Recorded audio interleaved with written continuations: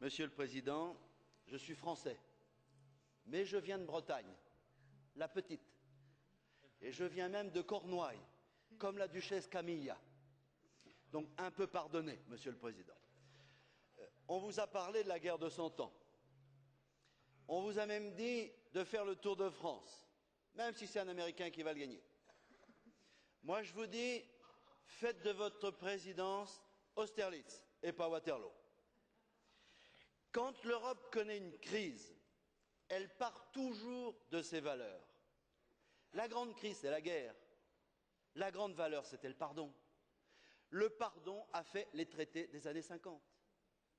L'autre crise de l'an 2000, c'est la grande Europe, c'est l'après-guerre froide. La grande valeur, c'est le partage. Et si l'on veut parler aux populations, le chèque britannique, le chèque ceci, d'accord, parlons des valeurs. Et ensuite, déclinons les politiques. C'est vrai pour l'emploi, notamment pour ceux qui n'en ont pas, sans casser le droit du travail. Le partage est vrai pour ceux qui viennent de rentrer dans l'Union et ceux qui vont rentrer. Ils ont besoin de notre concours. C'est vrai pour les pays du Sud. Bravo pour l'annulation de la dette des pays pauvres.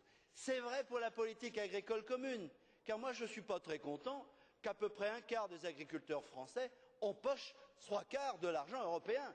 Ça, si vous pouvez mettre de l'ordre là-dedans, je vous dis chapeau. Il n'y a pas que le duc de Bedford. Nous aussi, on a nos petits ducs, en l'occurrence.